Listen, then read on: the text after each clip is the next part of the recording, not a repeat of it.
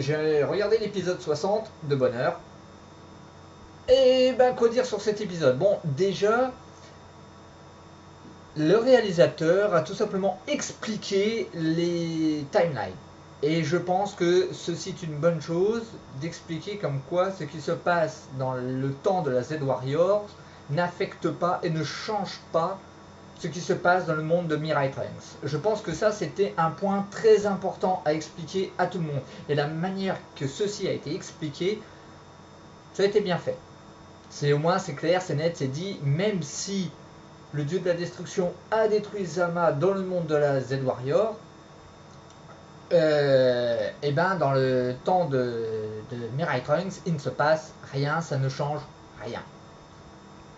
Autre chose, on apprend enfin qui est ce maudit Black. J'avais tort. Ok, je l'admets, j'avais tort. J'étais persuadé que c'était un Mirai Goten.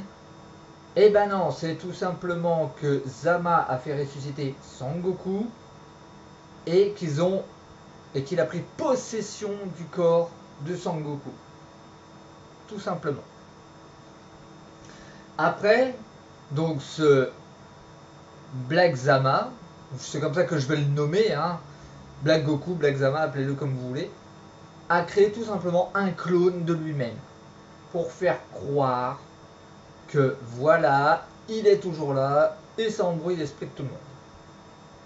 C'était bien joué, c'était bien pensé, c'était bien ficelé, franchement, on n'avait pas vu venir.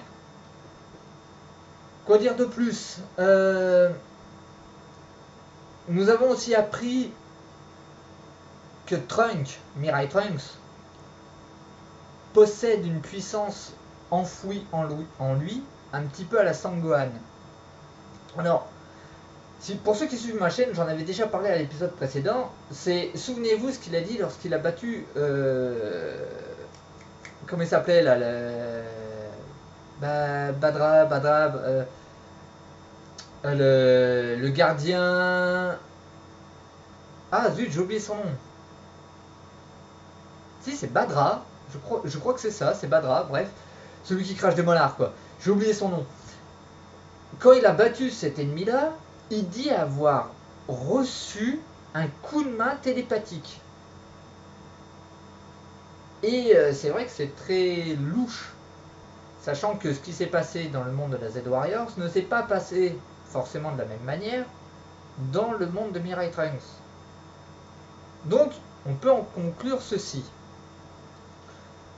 C'est Trunks qui a reçu l'entraînement que Sangohan a reçu. On peut en conclure ça. Alors après, par quel biais, par quel moyen? Est-ce que c'est le fait d'avoir battu donc ce monstre qui a fait qu'il a rencontré les Kaio et donc qu'il a eu l'entraînement spécial? Ça, je ne sais pas. C'est une possibilité. Après, si on se souvient bien, la puissance a été apportée par le vieux Kaiyoshi. En cassant l'épée. Seulement l'épée, il l'a toujours. Est-ce que c'est la même? Est-ce que c'en est une autre? Est-ce que... Ça, je ne sais pas. Mais l'épée, il l'a toujours. Alors, imaginons que là, dans le combat qui va les opposer au faux Zama et au Black Zama, il casse son épée. Et que donc, ça libère le vieux Kaio. Qui lui donne alors le potentiel caché.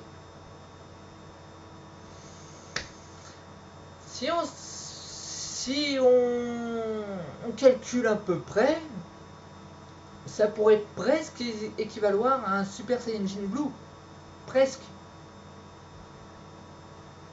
Donc, à voir ce qui va se passer. Donc là, je vous parle de ça, c'est l'épisode 62.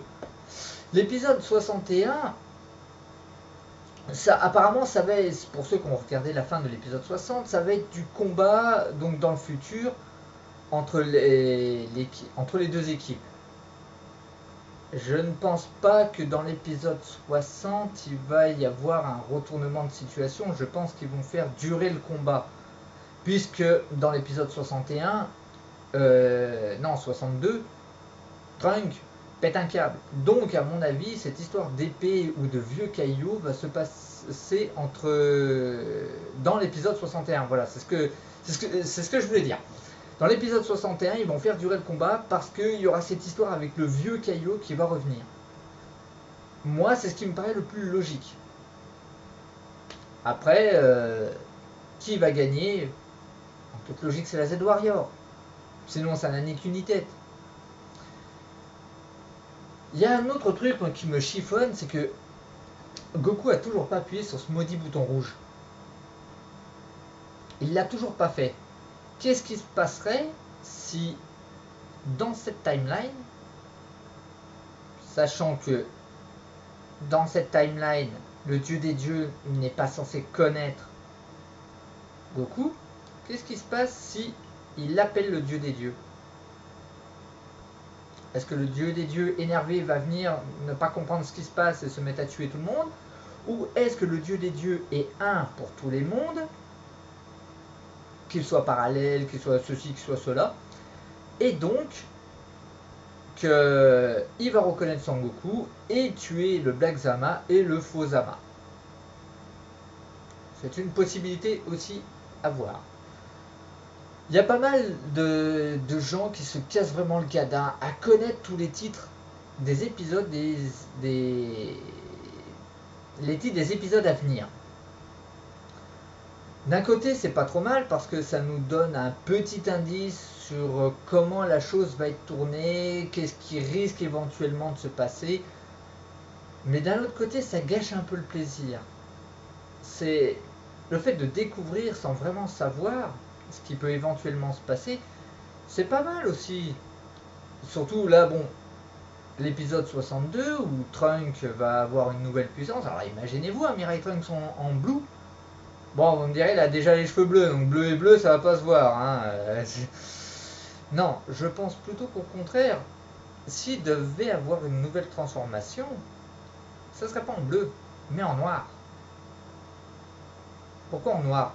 Parce que tous les Saiyans ont les cheveux noirs et que Trunks est le seul, Mirai Trunks est le seul, ou Trunks tout court, oui, est le seul à ne pas les avoir. Pourquoi pas une nouvelle transformation avec des cheveux noirs? Après tout, ça serait pas mal. On a bien l'autre, la Rosée de Provence. Ça serait pas mal. Mais bon, mais il faut pas non plus oublier ce que le réalisateur a dit. Il y a le fait qu'il a choisi la couleur bleue parce qu'il va y avoir une autre transformation à un autre personnage en blanc. Il l'avait dit. Il y a un ennemi qui aura les cheveux blancs, donc il ne pouvait pas choisir le blanc. Est-ce que ça serait pas ça la nouvelle transformation de Trunks, de Mirai Trunks?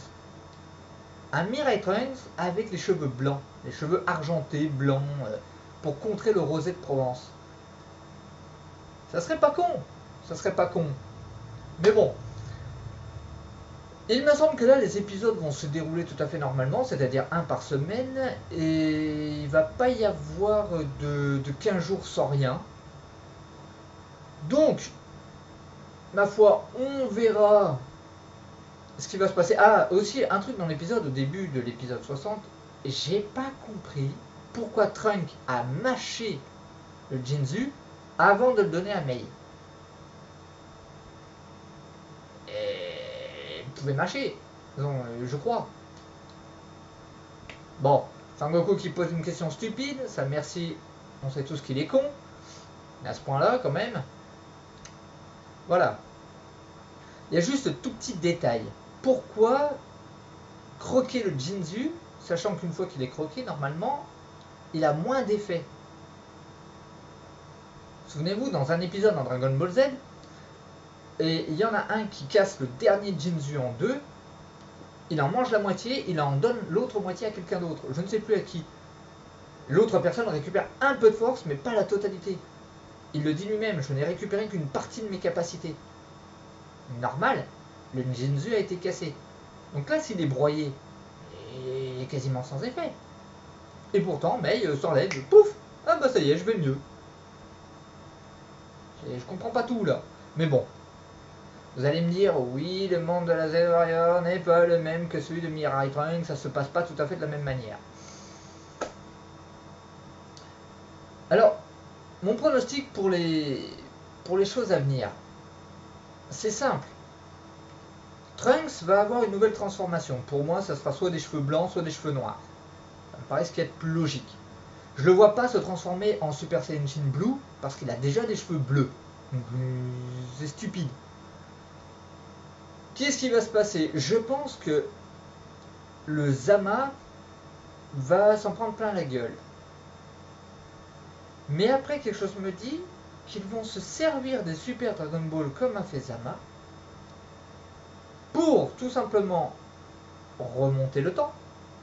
Disons, se servir de la bague du temps ou trouver un caillou pour se servir de la bague du temps, remonter dans le temps, l'empêcher de faire son vœu et le tuer. Ensuite, se servir des Super Dragon Ball pour pouvoir restaurer le monde de Mirai Trunks. Alors, après, il peut se passer deux choses. Ça dépend du réalisateur. Soit il fait continuer l'histoire de Mirai Trunks telle que nous on la connaît actuellement, soit il fait en sorte que un Kaio ou un dieu ou quelqu'un fasse le vœu que la timeline de Mirai Trunks n'ait jamais existé. Donc, tout ce que Mirai Trunks a fait, ça sera donc effacé. Et donc, Son Goku devrait mourir. En toute logique. Ou alors, faire en sorte qu'il ne se soit jamais rien passé de grave. Donc, Mirai Trunks aurait son monde, seulement il n'aurait jamais été détruit. Ou un petit peu quand même, si, pour qu'il ait une explication, pour qu'il ait un peu plus de puissance. Reste à voir comment ils vont tourner ça, ou alors ils vont rien faire du tout, et puis on peut s'attendre à ce que Trunks redébarque, un de ces quatre, pouf, coucou, c'est moi. Genre au championnat des 12 univers. Il risque bien de débarquer comme ça encore une fois. C'est une probabilité.